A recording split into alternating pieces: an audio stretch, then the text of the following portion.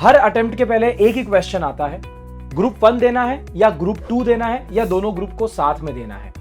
और मैं इस वीडियो के थ्रू आपको मैं कोई भी इमोशनल गाइडेंस नहीं दूंगा, मैं आपको एक प्रैक्टिकल गाइडेंस देने की कोशिश करूंगा। बट सबसे पहले एक बात आप ये सुनना कि एक मिथ है जिसको आप दिमाग से बाहर निकालना। वो मिथ ये है कि दोनों ग्रुप देना बहुत ज्यादा काबिलियत की बात है और एक स्ट्रॉन्ग स्टूडेंट की निशानी है, और एक सिंगल ग्रुप के लिए जाना एक वीक स्टूडेंट की निशानी है। ये सबसे बड़ा मिथ है।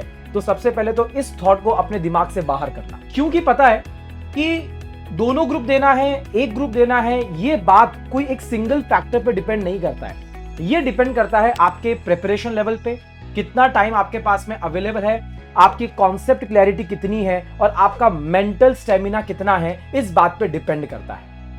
तो चलिए बात करते हैं कि क्या एक बच्चा सिंगल ग्रुप के लिए अपीयर हो रहा है तो क्या कुछ गलत कर रहा है? My answer is no. पूरी वीडियो एंड तक देख के जाना, वरना आप गलत मैसेज लेकर जाओगे। देखिए, अगर आप सिंगल ग्रुप दे रहे हैं, सिलेबस आपका एक ग्रुप का स्ट्रॉन्ग है और दूसरे ग्रुप का बहुत ही ज्यादा वीक है, आपका रिवीजन जो है वो प्रॉपरली कंप्लीट नहीं हुआ है दोनों ग्रुप्स के सभी सब्जेक्ट्स का, आपका ये पहला सीरियस अटेम्प्ट है, आप अपने ऊपर फेलियर का टैग नहीं लगाना चाहते हैं, आपका कॉन्फिडेंस जो है थोड़ा सा डगमगाया हुआ है, अनस्टेबल है, and you need one sure shot victory, मैं कहूंगा सिंगल ग्रुप को आप यहां पर दे सकते हैं, इसमें कोई बुराई नहीं है। तो मैं ये कहूंगा कि देखिए, सीए वैसे भी ना कोई ऐसा रिले रेस नहीं है कि एकदम फटाफट खत्म करना है। सीए एक मैराथन है, सही स्ट्रैटेजी की जरूरत होती है, यहां पर पैनिक करने से कोई बात नहीं बनती है।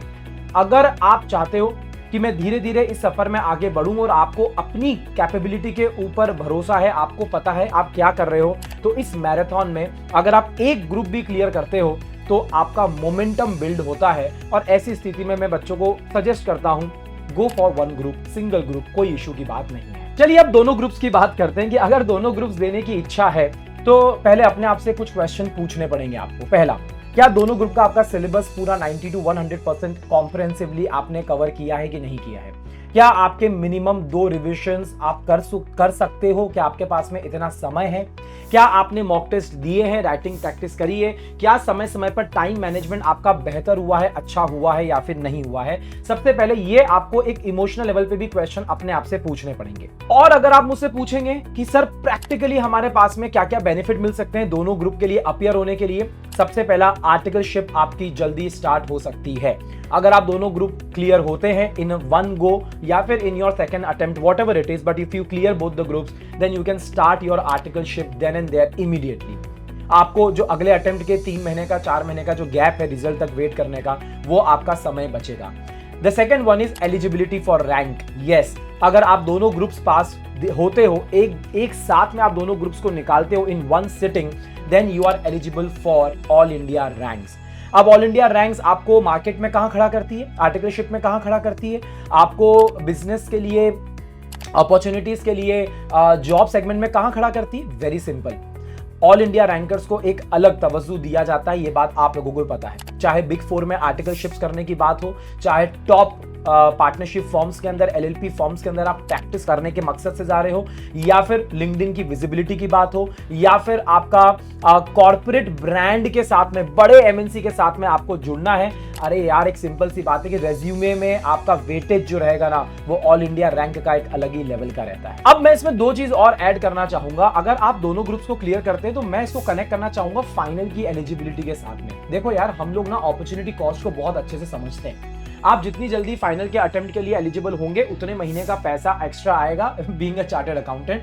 सो आई बिलीव कि एक ये सबसे बड़ी अपॉर्चुनिटी कॉस्ट है। Earlier qualification means earlier earnings, ऐसा मेरा कहना है।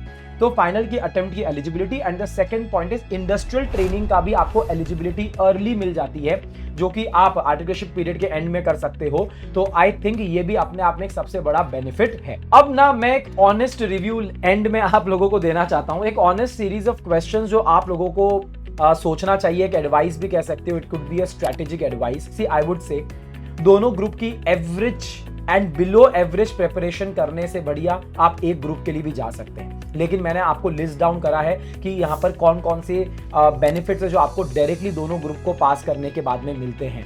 सो I would say let that sink a little bit in your head. इस बात को आप थोड़ा ध्यान से समझना।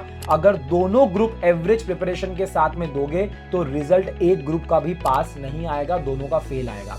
तो अपने आप से स्ट्रेटेजी शुरुआत दिन से बनती है, हम लोग बैचेस में बोलते हैं। फ्रॉम डे 0 आप लोगों का ऑल इंडिया रैंक का, आप लोगों का आर्टिकलशिप का, इंडस्ट्रियल ट्रेनिंग का, फाइनल की एलिजिबिलिटी का टारगेट डे 0 पे हम लोग आप लोगों के साथ में क्रिएट करते हैं, जैसे हम अगले अटेम्प्ट में यहाँ पर करने वाले हैं और आप लोगों के साथ में खड़े रहेंगे। इसीलिए शुरुआत से बड़ा टारगेट रखना, छोटा टारगेट मत रखना। अगर छोटा टारगेट रखोगे तो अचीव क्या करोगे? छोटी मोटी चीजें नहीं, हम लोग उसके लिए नहीं बने हैं, ठीक है। तो इसीलिए मैं एंड में आप लोगों को बोलना चाहता हूं, ये आपका एक पर्सनल कॉल है। हर स्टूडेंट की एक जर्नी अलग होती है। आप ये मत सोचो, मैंने स्टार्टिंग में बोला था कि दोनों ग्रुप देने वाला ज्यादा होशियार है और एक ग्रुप देने वाला कम होशियार है। मैंने ऐसे बहुत सारे बच्चों से बातचीत करी है जो दोनों ग्रुप के ईगो में रहते हैं और एक भी ग्रुप क्लियर नहीं होता है।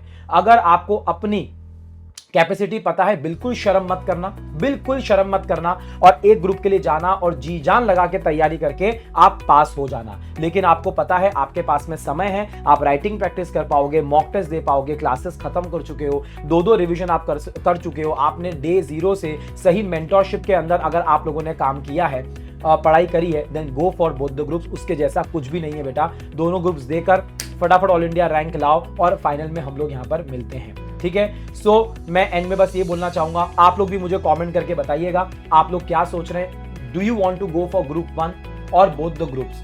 और बहुत बच्चे ऐसा भी करते हैं, ग्रुप 2 भी देते हैं। तो लास्ट में मुझे कमेंट करके बताइएगा कि क्या आप इनमें से कोई ऐसा बच्चा है जो पहले ग्रुप 2 देना चाहता है। Just let me know for curiosity purpose.